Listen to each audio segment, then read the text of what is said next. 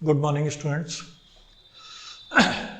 आज मैं आप लोग को क्लास 9 आईसीएसई और सीबीएसई दोनों बोर्ड्स के लिए एक कंबाइंड लेक्चर लेने जा रहा हूँ। नंबर सिस्टम आप दोनों के कोर्स में है तो दोनों के लिए बेनिफिशियल होगा। तो नंबर सिस्टम मैथ्स में एक चैप्टर है जिसको मैं शुरू करने जा रहा हूँ, ठीक है। और नंबर सिस्टम में जो आपको शुरू करना है वो रेशनल नंबर से शुरू करना है। तो एग्जैक्टली नंबर सिस्टम का मतलब क्या होता है? अगर हम हिस्ट्री देखें तो नंबर शुरू कहाँ से हुआ था? जब नंबर का कोई इन्वेंशन नहीं हुआ था उस समय भी हमें काउंटिंग की जरूरत पड़ती होगी। लोग बिल्कुल अगर एंशियंट एज में आप चले जाएं तो उस समय लोग जानवर पालते थे, उन्हीं से लोगों का काम चलता था। तो जानवरों को बाहर चरने के लिए भेजते थे तो उन्हें ये कैसे पता चलता था? से 25 जानवर रखें तो 25 नाम की तो कोई चीज थी ही नहीं, क्योंकि नंबर डेवलप ही नहीं हुआ था। तो उन्हें ये कैसे पता चलता था कि वो कितने जानवर रखे हैं, कितने गए जंगल में घूमने के लिए, चरने के लिए, और फिर वापस आए तो सारे आ गए कि नहीं। तो उसका अपना उन्होंने एक तरीका डेवलप किया था कि वो कुछ स्टोन्स रखते थे बैग में, जितने जानवर जाते थे उतने स्टोन निकाल लेते थे, और जब वापस आते थे एक स्टोन रखते थे। अगर सारा ये बैलेंस हो गया, जितने स्टोन थे उतने ही वापस बैग में आ गए, तो मान लेते थे कि सारे जानवर आ गए। उनके पास कोई तरीका, धीरे धीरे डेवलप करते गए और वहां से डेवलप होते होते हम यहाँ तक पहुंचे हैं, ठीक है। तो नंबर सिस्टम में काउंटिंग के लिए जो बेसिक नंबर सिस्टम हम लोग यूज करते हैं, जिसको हम लोग डेसिमल सिस्टम कहते हैं, और वो क्या होता है 0 1 2 3 4 5 6 इस तरह से नंबर सिस्टम है, ठीक है। अब यहाँ पे उन्हीं नंबर्स में से अलग अलग तरह के जैसे कुछ कंसेप्ट डेवलप किए गए। तो जिसको हम लोग 0 1 2 3 4 करते थे, एग्जैक्टली एक टर्म आया natural number, integer, whole number. अब ये क्या है? 1 2 3 4 5 अप टू इनफाइनाइट, इन्हें हम क्या कहते हैं? नेचुरल नंबर कहते हैं। इसी नेचुरल नंबर में अगर हम 0 जोड़ दें तो इसको हम क्या कहते हैं? होल नंबर कहते हैं। और अगर इसके साइड में निगेटिव नंबर्स हम लेते जाएं तो ये क्या हो गया? इंटीजर की नंबर लाइन हो गई, जिसमें पॉजिटिव इंटीजर, नेगेटिव इंटीजर और 0 सबको कंसीडर कर लिया गया। ये सब चीजें आप लोग क्लास 8 में पढ़े होंगे, इनको हम लोग को डिस्कस नहीं करना है। हमें शुरू करना है रेशनल नंबर से। तो रेशनल नंबर इनफैक्ट क्या है? जैसे अगर हम नंबर लाइन लें और यहाँ पे ये 0 है, 1 है, 2 है, 3 है, इधर -1 है, इधर -2 है, इधर -3 है, तो इसके बीच में जो ये गैप दिया गया है, इस गैप में भी क्या कुछ होता है? तो डेफिनेटली होता है, आपने पढ़ा होगा। इस गैप में 1.5 भी हो सकता है, 1.56 भी हो सकता है, 1.79 भी हो सकता है, और इस तरह के कितने नंबर्स इस गैप में हो सकते हैं। तो इस 1 और 2 के बीच में जो गैप है, इसके बीच में भी इनफाइनाइट नंबर्स हो सकते हैं जो इसके बीच में आएंगे। और इन नंबर्स को जो 1 और 2 के बीच में आ रहे हैं, ठीक है, इसमें दो चीजें, रियल नंबर्स होता है, रियल नंबर होता है, और इसमें दो तरह की चीजें आती हैं। एक तो रेशनल नंबर आता है और दूसरा एक कैटेगरी आता है इर्रेशनल नंबर, ठीक है। अभी हम इर्रेशनल नंबर पे फोकस कर रहे हैं। तो रेशनल नंबर को डिफाइन कैसे किया जाता है कि the number which can be represented as p by q where p and q both are integers and q not equal to 0 and p and q have no common factor except 1। कोई भी number जो p by q के form में represent किया जा सके, जहां p और q क्या है? दो इंटीजर हैं, कोई भी दो इंटीजर हो सकते हैं, बट एक कंडीशन है कि q must not be equal to 0, q 0 नहीं होना चाहिए, and p and q have no common factor. No common factor का मतलब क्या हो गया? वो अपने सिंपलेस्ट फॉर्म में है, उसमें कोई कॉमन फैक्टर नहीं है एक्सेप्ट 1।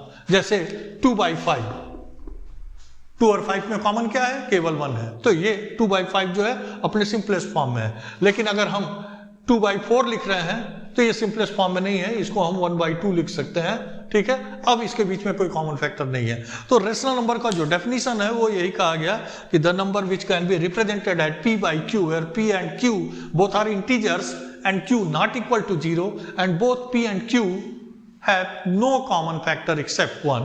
तो इसको हम क्या कहेंगे? रेशनल नंबर कहेंगे। अब इस रेशनल नंबर पे कुछ प्रॉपर्टीज हैं जो हम लोग को थोड़ा पढ़ना है, और उसके बाद कुछ चीजें जो एक्सरसाइज है वो हम लोग को धीरे धीरे करना है। प्रॉपर्टी कोई ऐसा कोई बहुत बड़ी चीज नहीं है। जैसे अगर a और b दो रेशनल नंबर है तो a प्लस b भी रेशनल नंबर होगा। जैसे सपोज करो a equal to 1/2, b equal to 1/3, तो a प्लस b क्या होगा 1/2 plus 1/3 equal to 5/6। 5/6 again rational number, ठीक है। अगर a और b रेशनल नंबर है तो a माइनस b भी रेशनल नंबर होगा। a माइनस b क्या होगा 1/2 माइनस 1/3 कितना हो जाएगा 1/6। Again it is a rational number. a और b रेशनल नंबर है तो a इंटू b भी रेशनल नंबर होगा 1/2 into 1/3 which is equal to 1/6। ये भी रेशनल नंबर होगा। डन। a बाई b भी रेशनल नंबर होगा 1/2 डिवाइडेड बाई 1/3 इक्वल टू 3/2। ये भी एक रेशनल नंबर होगा। लेकिन a बाई b जब रेशनल नंबर हम कह रहे हैं कि होगा, अगर a और b रेशनल नंबर है तो a बाई b भी रेशनल नंबर होगा। इसमें कंडीशन इंपोज हो जाएगा, ये तभी होगा जब b 0 के इक्वल नहीं है, क्योंकि डिनोमिनेटर में जब 0 हो जाएगा तो वो अनडिफाइंड नंबर हो जाता है। इनफाइनाइट हम लोग कहते हैं लेकिन एग्जैक्टली अनडिफाइंड है, ठीक है। तो वो चीज नहीं होनी चाहिए, तो b नॉट इक्वल टू 0 होना चाहिए। ये चार प्रॉपर्टी हैं और इन चारों प्रॉपर्टी का तो कोई बहुत ज्यादा यूज नहीं है। जो सबसे ज्यादा यूज आपका फर्स्ट एक्सरसाइज में है वो ये है कि अगर a और b कोई रेशनल नंबर है तो a प्लस b बाई 2 भी रेशनल नंबर होगा और वो a और b के बीच में लाई करेगा। अगर a b से छोटा है तो इसका मतलब a less than a plus b by 2 less than b, ये चिन्ह होगा। तो जब भी आपको रेशनल नंबर जो एक्सरसाइज में क्वेश्चन है उसमें यही सब चीजें हैं कि find A rational number between such and such number, तो उसका तरीका आपका क्या है कि उन दोनों को जोड़कर 2 से डिवाइड कर दो, जो नंबर नया आएगा वो again it is a rational number. बात समझ में आ रही है? तो अगर a और b कोई रेशनल नंबर है तो a प्लस b बाई 2 भी रेशनल नंबर होगा, और अगर a b से छोटा है तो it means a less than a plus b by 2 less than b। इसका मतलब a plus b by 2 a और b के बीच में आएगा। इसका यूज हम लोग क्वेश्चन करने में करेंगे और बाकी और तरीके हैं करेंगे। अब रेशनल नंबर के जो क्वेश्चंस हैं, फर्स्ट एक्सरसाइज में आपको बार बार यही क्वेश्चंस मिलेंगे शुरू में कि find 2 rational number between such and such number, find 3 rational number between 5 rational number between such and such number. इस तरह के क्वेश्चंस आएंगे। इस तरह के क्वेश्चन जब आप सॉल्व करोगे तो इसमें एक प्रॉब्लम है। जैसे सपोज करो 2 और 3 है, इसके बीच में 3 रेशनल नंबर बताने को कहा गया, ठीक है। आप लिख दो 2.1, 2.2, 2.3, बिना कुछ एक्सरसाइज किए ऐसे लिख दो। रेशनल नंबर है कि नहीं और इसके बीच में है कि नहीं है। दूसरे ने लिखा 2.75, 2.76, 2.79, ये है कि नहीं, ये भी रेशनल नंबर है, क्योंकि आपको पहले ही बता दिया गया कि दो नंबर के बीच में जो रेशनल नंबर्स हैं, नंबर ऑफ रेशनल नंबर क्या है, इनफाइनाइट है। Infinite number of rational numbers हैं। तो आपसे जब पूछा जाएगा कि इसके बीच के 3 रेशनल नंबर बताओ तो आप उसमें से कोई बता दोगे। तो इसका मतलब कि जब इस तरह के क्वेश्चंस को आप करते हो तो आंसर में वेरिएशन आने के चांसेज रहते हैं। उस चीज को चेकआउट करने के लिए कि वेरिएशन ज्यादा ना आए, क्योंकि फिर आपको ये लगेगा कि हम एग्जामिनेशन में ये क्वेश्चन कैसे सॉल्व करेंगे, हमारा आंसर कुछ और आएगा, क्लास में जो टीचर ने पढ़ाया उसका आंसर कुछ और आएगा, आप कहीं और पढ़ रहे हो तो उसका आंसर कुछ और आएगा, दूसरे स्टूडेंट का आंसर कुछ और आएगा। तो फिर सही कौन होगा? सही सारे होंगे। लेकिन इसमें एक प्रॉब्लम है कि अगर सबके अलग अलग आंसर आ रहे हैं तो गलत नहीं होगा, लेकिन फिर भी एक कंफ्यूजन क्रिएट होगा। तो आपको कुछ स्टैंडर्ड तरीके बताए गए कि उन तरीकों को फॉलो करो, तो उससे क्या होगा कि आंसर सेम आने के चांसेस बढ़ जाते हैं। तो एग्जामिनेशन पॉइंट ऑफ व्यू से जब आप ये क्वेश्चंस करते हो तो उन प्रोसीजर्स को फॉलो करो। प्रोसीजर पे ज्यादा ध्यान दिया जाएगा कि आपने प्रोसीजर को फॉलो किया है कि नहीं, और जब फॉलो करोगे तो आंसर भी ऑलमोस्ट सारे स्टूडेंट का सेम आएगा। वहां पे भी पॉसिबिलिटी रहती है कि कुछ अलग आ जाए, लेकिन वो कम रहता है। तो वहां पे आंसर सबके सेम आने के चांसेस ज्यादा रहेंगे। तो प्रोसीजर को आपको फॉलो करना है, ठीक है। तो जैसे एक क्वेश्चन दिया जाएगा कि find A rational number between 1/2 and 1/3। आपको क्या करना है? 1/2 और 1/3 के बीच में एक रेशनल नंबर फाइंड करना है। तो अभी आपको मैंने बताया कि अगर ए और बी दो रेशनल नंबर है, then a plus B by 2 rational number होगा, और ये किसके बीच में लाई करेगा? अगर a लेस देन b है तो a less than a plus B by 2 less than b, ये सीन बनता है। मतलब क्या हुआ कि आपको रेशनल नंबर बताना भी है, और कई बार ये भी कह दिया जा सकता है कि अरेंज इन असेंडिंग ऑर्डर। तो अरेंज इन असेंडिंग ऑर्डर जब कह दिया जाएगा तो इसका मतलब आपको ये पता तो होना चाहिए कि जो दो ए और बी जो दिया गया है, दो आपको रेशनल नंबर, उनमें कौन छोटा है और कौन बड़ा है। जो छोटा होगा वो पहले लिखा जाएगा, तो पहले आपको ये पता करने की जरूरत होती है, और उसके बाद आप उसको अरेंज कर सकते हो। तो जैसे अभी हमारा क्वेश्चन है 1/2 एंड 1/3 के बीच में आपको एक रेशनल नंबर फाइंड करना है, तो 1/2 और 1/3 में छोटा कौन है? कैसे पता करते हैं छोटा कौन है? जब न्यूमरेटर दोनों का सेम है तो जिसका डिनोमिनेटर बड़ा होगा वो नंबर छोटा होगा, डिनोमिनेटर जिसका छोटा होगा वो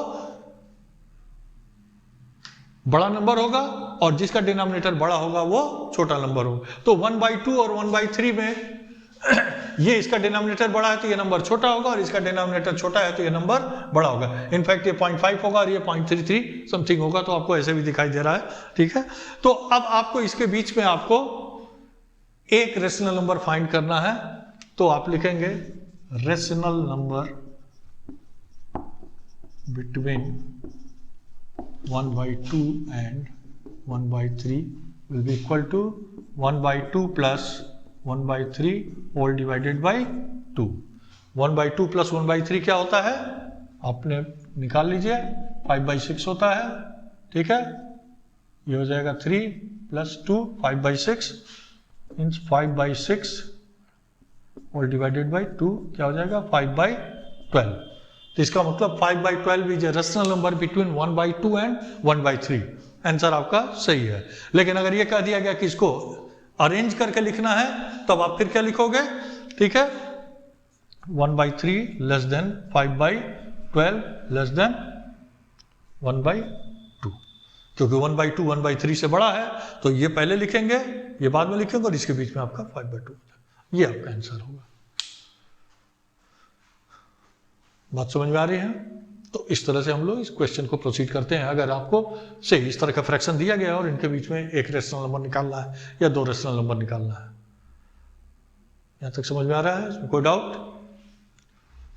अभी एक दो क्वेश्चन और हम लोग कंसीडर करें, समझ में आएगा फिर।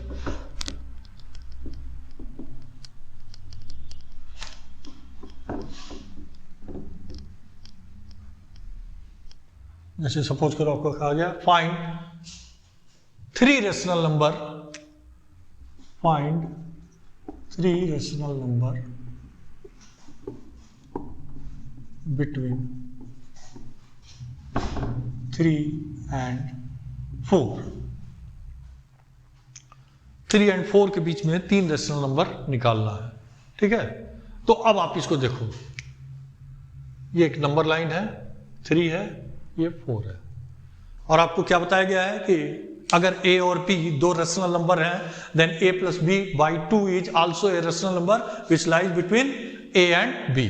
इसका मतलब फर्स्ट रेशनल नंबर जो होगा वो क्या होगा? 3 + 4/7 विच लाइज बिटवीन 3 एंड 4, ठीक है। तो हम क्या लिख सकते हैं? First rational number equal to 3 + 4/2 7/2 क्या हो जाता है? 3.5, ठीक है। तो आपको ये दिखाई दे रहा है, ये समझने के लिए केवल आपको 3.5 पे यहाँ पे आ गया। एक रेशनल नंबर आपको पता चल गया। आपको कितने रेशनल नंबर बताने हैं? 3 बताने हैं। तो सेकंड और थर्ड रेशनल नंबर कहाँ होगा ये कहते। तो अब देखिए, जो आइडियल अप्रोच है कि एक हमको पता चल गया, अब इन दोनों के बीच में एक रेशनल नंबर होगा, इन दोनों के बीच में एक रेशनल नंबर होगा, पता कर सकते हैं। तो 2 और रेशनल नंबर पता चल जाएंगे, हमारे 3 हो गए। लेकिन तो पहले मैं ये कर दूं फिर बताता हूं। तो सेकंड रेशनल नंबर हम इसके बीच में करेंगे। सेकंड रेशनल नंबर ये क्या हो जाएगा? 3 + 3.5/2 6.5/2 3.25, ठीक है। और फिर उधर क्या हो जाएगा? Third rational number equal to 3.5 + 4/2 7.5/2 3.75, ठीक है, तो 3 पता चल गए, एक यहां पता चल गया 3.25 और यहां पता चल गया 3.75। ये सही है, ये समझ में आ रहा है। पहला जो आपने अभी प्रॉपर्टी पढ़ा था रेशनल नंबर का, उसी का यूज हम लोग कर रहे हैं कि if a and b are two rational number then a plus b by 2 is again a rational number which lies between a and b, and if a less than b it means a less than a plus b by 2 less than b। वही चीजें हमने use किया है।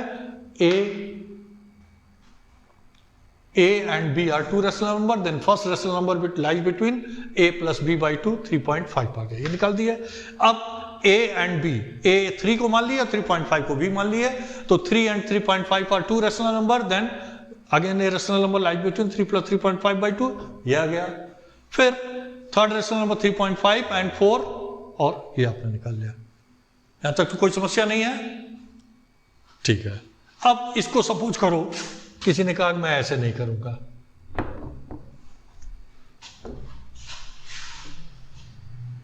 एक तो उसने निकाला कि 3 और 4 है तो 3 plus 4 by 2 रेशनल नंबर होगा, वो उसने निकाल दिया, कहीं कोई प्रॉब्लम नहीं है, जैसे निकालना था उसने निकाल दिया।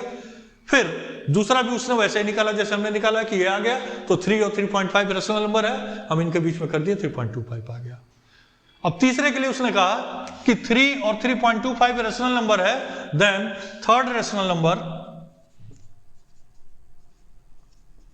Will be 3 plus 3.25 divided by 2, ये हो जाएगा 6.25 डिवाइडेड बाय 2, ये आ जाएगा 3.125। तो ये कुछ और आ गया, यहां पे आ गया 3.125। तो क्या ये गलत है? बिल्कुल गलत नहीं है, ये भी सही है, जो आपने इसके पहले किया वो भी सही है। लेकिन ज्यादातर लोग वो करेंगे जो पहले हमने बताया, क्योंकि वो एक आइडियल अप्रोच है। और वैसे भी आप देखोगे कि बीच में कीजिए, फिर इसको बीच में से ले लो, इसके बीच में से ले लो। लेकिन अगर किसी ने ये कर दिया तो गलत नहीं है, आंसर अलग अलग आ रहा है, प्रोसेस भी लगभग से फॉलो किया है, तो इस तरह के वेरिएशन के चांसेस रहते हैं, इससे आपको परेशान होने की जरूरत नहीं है, ठीक है।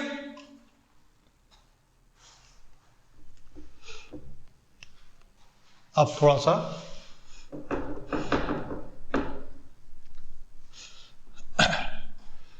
अब नेक्स्ट क्वेश्चन देखिए, find 5 rational number between 2 and 3। आप कहेंगे कि इसमें कौन सी नई चीज है, जो आपने करा है वही तो है, ठीक है, डेफिनेटली वही है। लेकिन अब आपके सामने थोड़ी प्रॉब्लम बढ़ती जा रही है। अब A और B ये हो गया, इसके बीच में एक नंबर निकाले, फिर इन दोनों के बीच में एक नंबर निकाले, फिर इन दोनों के बीच में एक नंबर निकाले, तो अभी कितने हुए? 3 हुए। फिर इसके बीच में एक नंबर निकालिए, हो सकता है इसके बीच में आप निकाल दिए तो अब 5 हो गए। अगर आपको मान लीजिए 7 कहा गया रहता, एक इसके बीच में निकालते, एक इसके बीच में, कैलकुलेशन वर्क आपका बढ़ता जा रहा है। तो डेफिनेटली आप पढ़ रहे हो इसलिए नहीं कि आप अपना काम मुश्किल करो, आप अपना काम आसान करने के लिए पढ़ते हो। तो तुरंत फिर एक दूसरा तरीका ढूंढा गया कि एग्जैक्टली जब नंबर ऑफ रेशनल नंबर जो आपको निकालने हैं वो ज्यादा हो जा रहे हैं, तो ये अप्रोच आपका उतना जस्टिफाइड नहीं है। तब आप क्या करेंगे, आप किस तरह से इसको प्रोसीड करोगे जिससे आप आसानी से ये कैलकुलेशन कर सको। तो उसके लिए क्या करते हैं, हम थोड़ा सा अप्रोच हम दूसरा करते हैं। तो पहला तो ये, इसको फ्रैक्शन के फॉर्म में लिखते हैं। तो 2 को हम क्या लिख सकते हैं, 2/1, और 3 को क्या लिख सकते हैं, 3/1। नॉर्मली इस तरह के जो क्वेश्चंस होते हैं फ्रैक्शन में ही दिया रहता है, हो सकता है दिया रहा 1/2 और 1/3 के बीच में 5 रेशनल नंबर निकालो, जो अभी आगे हम लोग डिस्कस करेंगे। लेकिन अभी वो नहीं, अभी हमारे सामने फ्रैक्शन के फॉर्म में नहीं दिया, तो हम इसको फ्रैक्शन के फॉर्म में बना लेंगे। 1 से डिवाइड करने पर कोई फर्क तो पड़ता नहीं है, तो इसका मतलब ये ठीक है, इसमें कहीं कोई प्रॉब्लम नहीं है। अब इसके बाद जो अप्रोच होता है हमारा, वो होता है कि हम ये देखते हैं कि कितने रेशनल नंबर हमको फाइंड आउट करने हैं। तो हमें रेशनल नंबर कितने फाइंड आउट करने हैं, 5। तो हम क्या करते हैं, जो हमारा फ्रैक्शन है उसके न्यूमरेटर और डिनोमिनेटर दोनों को 5+1, जितने रेशनल नंबर फाइंड करने हैं उससे एक ज्यादा 6 से डिवाइड और मल्टीप्लाई कर देंगे। और किसी भी फ्रैक्शन के न्यूमरेटर और डिनोमिनेटर दोनों को अगर सेम नंबर से मल्टीप्लाई करो या डिवाइड करो तो उस फ्रैक्शन पे कोई फर्क पड़ता है, नहीं पड़ता है। तो हमारा फ्रैक्शन पे कोई फर्क नहीं पड़ेगा, उसकी वैल्यू पे कोई फर्क नहीं पड़ेगा, उसकी इंटीग्रिटी कहीं चेंज नहीं होगी, वो सेम रहेगा। और हमारा काम आसान हो जाएगा। तो फिर अब हम क्या लिखेंगे, 2/1 equal to 2 into 6 divided by 1 into 6, कितना हो जाएगा 12/6, क्योंकि 5 निकालना था इसलिए हम 6 से करेंगे। और 3/1 equal to 3 into 6 divided 1/6 equal to 18/6। अब लिखेंगे नाउ, अब आपका जो 2 और 3 नंबर था वो एग्जैक्टली क्या बन गया, 12/6 और 18/6। अब हम लिख सकते हैं 12/6 is less than 13/6 is less than 14/6 is less than 15/6 is less than 16/6 is less than 17/6 is less than 18/6। 12/6 किसको रिप्रेजेंट कर रहा है, आपका ओरिजिनल नंबर क्या है 2, 2 less then 13/6 less than 14/6 less than 15/6 less than 16/6 less than 17/6 less than, ये किसको refer कर रहा है 3। आपका काम हो गया। 2 और 3 के बीच में कितने रेशनल नंबर हो गए, 1 2 3 4। बिना किसी कैलकुलेशन के, बिना किसी इस डर से कि जो कैलकुलेशन कर रहे हैं फ्रैक्शन का रिजल्ट आ रहा है कहीं वो गलत ना हो जाए, डिवीजन में कोई गलती ना हो जाए, वो सबके कोई गुंजाइश नहीं है। और जो अप्रोच है जब इसको फॉलो करेंगे, मैक्सिमम लोग, मोस्ट ऑफ द स्टूडेंट इसी को फॉलो करेंगे, और जब सारे स्टूडेंट इस तरह के अप्रोच को फॉलो करेंगे तो आंसर्स भी सबका सेम आएगा, इसमें वेरिएशन के चांसेस कम है। तो इस तरह से ये हम सॉल्व करते हैं। फिर से एक बार समझ लीजिए, इनफैक्ट क्वेश्चन जो होता है ज्यादातर क्वेश्चन फ्रैक्शन के फॉर्म में देता है, वो आएगा तो हम लोग देखेंगे। अभी नहीं दिया है, हमें कहा गया 5 रेशनल नंबर 2 और 3 के बीच में फाइंड आउट करना है। तो पहला चीज ये कि जब 2 या 3 से ज्यादा जब पूछे तो हम पहले वाला अप्रोच जो इसके पहले हम लोगों ने किया था उसको हम लोग फॉलो नहीं करेंगे, फिर हम लोग इसी को फॉलो करेंगे जिससे हमारा काम आसान हो जाए। तो 5 रेशनल नंबर निकालने थे, तो सबसे पहले हम क्या करेंगे कि जो नंबर दिया है अगर फ्रैक्शन के फॉर्म में है तो ठीक है, अगर फ्रैक्शन के फॉर्म में नहीं है तो पहले हम उसको फ्रैक्शन के फॉर्म में कन्वर्ट कर देंगे। और किसी भी नंबर को फ्रैक्शन फॉर्म में कन्वर्ट करने के लिए अगर नंबर 2 है तो हम उसको 2/1 लिख देना है, कोई फर्क नहीं पड़ेगा क्योंकि 2 और 2/1 सेम होता है। तो 2 इक्वल टू 2/1 और 3 इक्वल टू 3/1, ठीक है। तो ये दोनों चीज हो गए। अब इसके बाद से 2/1 और 3/1 को फिर से हम थोड़ा मैनिपुलेट करेंगे, और मैनिपुलेशन हमको क्या करना है, हमें ये मालूम है कि किसी भी नंबर के न्यूमरेटर और डिनोमिनेटर को सेम नंबर से मल्टीप्लाई या डिवाइड करने पे कोई फर्क नहीं पड़ता है, तो हम वो चीज यूज करेंगे। लेकिन किस नंबर से डिवाइड या मल्टीप्लाई करेंगे ये कैसे डिसाइड होगा, वो डिसाइड होगा इससे कि कितने रेशनल नंबर आपको फाइंड करने हैं। तो you have to find 5 rational number between 2 and 3, so you have to multiply both numerator and denominator by 5 plus 1 that is 6। तो 2/1 2 ये किए 12/6 आ गया, 3/1 को मल्टीप्लाई किए 18/6। अब हमें दिखाई दे रहा है कि 12/6 और 18/6 में डिनोमिनेटर तो दोनों का सेम है, न्यूमरेटर 12 और 18 है, तो हमें मालूम है कि 12 और 18 के बीच में कुछ नंबर्स आएंगे, वो कितने आएंगे वही हमने लिख दिया हुआ है। 12 यहाँ लिखा और 18 यहाँ लिखा, 13 14 15 16 17, इसका मतलब इतने नंबर आ रहे हैं, और हम देख रहे हैं कि 5 नंबर आ रहे हैं, 5 ही हमको चाहिए तो पांचों फ्रैक्शन लिख दिए। फिर 12/6 और 18/6 जो हमारा ओरिजिनल नंबर था वो लिख देंगे, जिससे हमको पता चल जाए क्लियरली कि 2 इज लेस देन 13/6, दिस और ये हमारा आंसर। तो इस तरह से इसको हम लोग सॉल्व करते हैं। कोई डाउट यहां तक?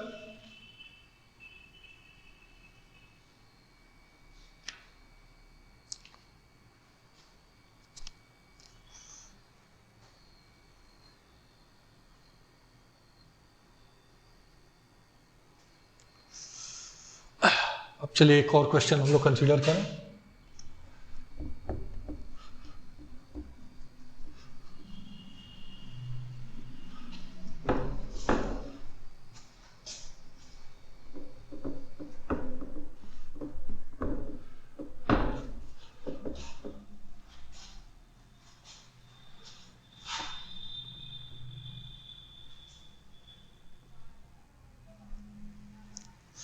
नेक्स्ट क्वेश्चन है, फाइंड 8 रेशनल नंबर या insert 8 rational number between -1/3 and 2/7। Insert 8 rational number between -1/3 and 2/7। तो 8 रेशनल नंबर निकालना है तो a+b/2 वाला फार्मूला तो यूज नहीं करेंगे, और वो भी फ्रैक्शन है, बहुत कॉम्प्लिकेटेड, बहुत लेंथी क्वेश्चन हो जाएगा। फिर से हम जस्ट अभी जो डिस्कस किए हैं वही तरीका यूज करेंगे। तो फ्रैक्शन जब दिया है -1/3 और 2/7, तो दो चीज होता है। पहले हम लोग क्या करते हैं कि फ्रैक्शन को डिनोमिनेटर को सेम कर देते हैं, पहला काम तो ये कर देंगे। उसके बाद देखेंगे कि आगे उसमें कुछ और करने की जरूरत है क्या, और दोबारा और आगे करना क्या होगा। अगर जरूरत होगी तो फिर ये 8 है तो 8+1 से ऊपर नीचे मल्टीप्लाई करेंगे, लेकिन पहले हम डिनोमिनेटर दोनों का सेम करेंगे। तो 3 और 7 है, डिनोमिनेटर सेम करने का प्रोसेस क्या होता है, पहले दोनों नंबर का एलसीएम निकाल लेते हैं। तो 3 और 7 का एलसीएम क्या होता है 21, तो 21 से ऊपर नीचे मल्टीप्लाई कर देंगे। और यहां पे तो क्लियरली आपको मालूम है, कुछ चेक करने की जरूरत नहीं कि माइनस नेगेटिव नंबर है तो वो पॉजिटिव वाला छोटा होगा ही होगा। तो -1/3 को हम क्या लिखेंगे, -1/3 इंटू 21 डिवाइडेड बाई 21, ये क्या हो जाएगा -21/63। और 2/7 इक्वल टू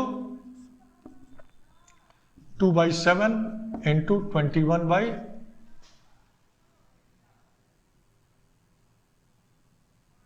सॉरी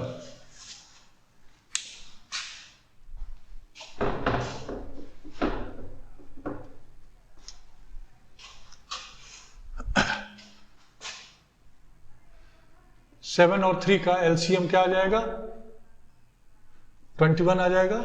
तो दोनों को 21 बनाना है, तो इसमें हमें किससे मल्टीप्लाई करना होगा 7 से। तो क्या हो जाएगा -7/21, और 2/7 इसको 21 बनाने के लिए किससे मल्टीप्लाई करेंगे 3 से।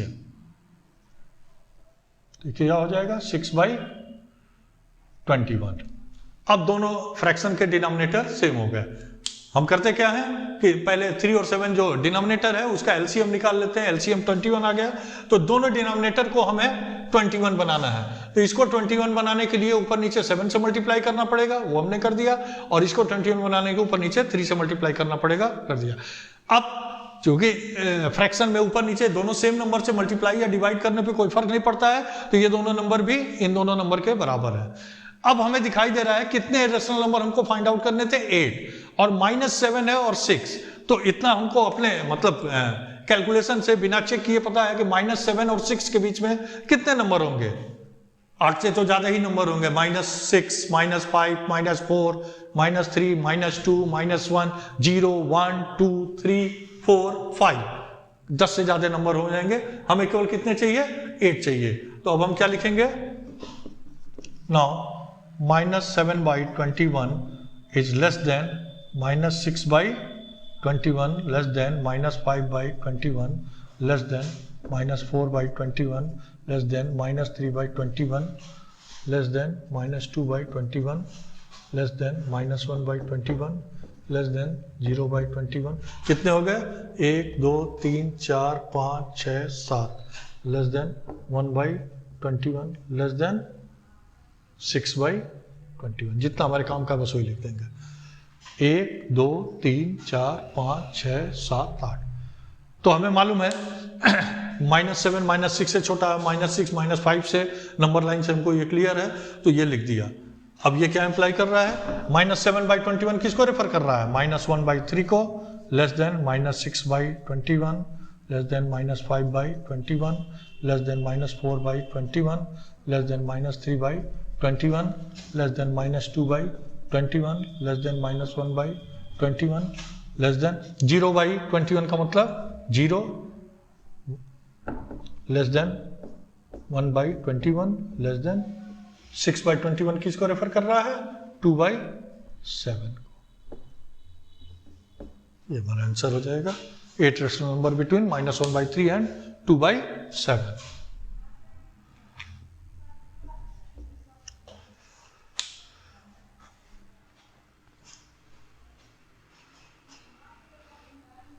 देख लीजिए इसको।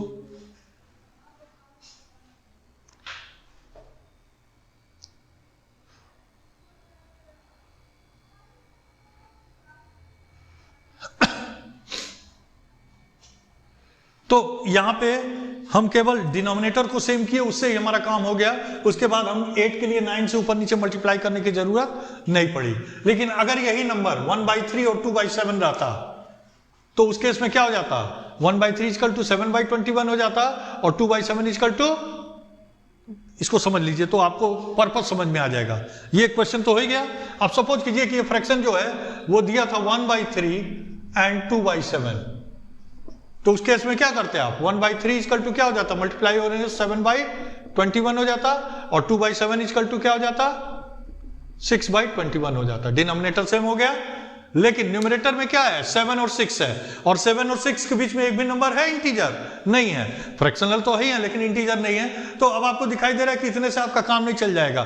तो अब इस केस में आपको क्या करना पड़ेगा, 8 है तो फ्रैक्शन को ऊपर नीचे 8 + 1 9 से मल्टीप्लाई भी करना पड़ेगा, तब जाके जो नंबर बनेगा वो इस तरह का बनेगा कि उसके बीच में जितने नंबर आपको देने हैं वो आप दे सकते हैं। तो ये जब जरूरत हो तभी करेंगे, अदरवाइज अगर हमें दिखाई दे रहा है कि बिना उसके किए हमारा काम हो जाए तो हमें ऐसा कुछ करने की जरूरत नहीं है। इतनी बात समझ में आ रही है? तो ये आपका रेशनल नंबर का फर्स्ट एक्सरसाइज है, जिसमें कुछ इसी तरह के क्वेश्चन दिए गए हैं। आप एक्सरसाइज को सॉल्व करेंगे और कहीं कुछ डाउट होता है तो आप कमेंट भी कर सकते हैं, आपको डिस्कस किया जाएगा। ठीक है, एक क्वेश्चन लिख लीजिए, find 6 rational number between 1/2 and 2/3। Find 6 rational number between 1/2 and 2/3।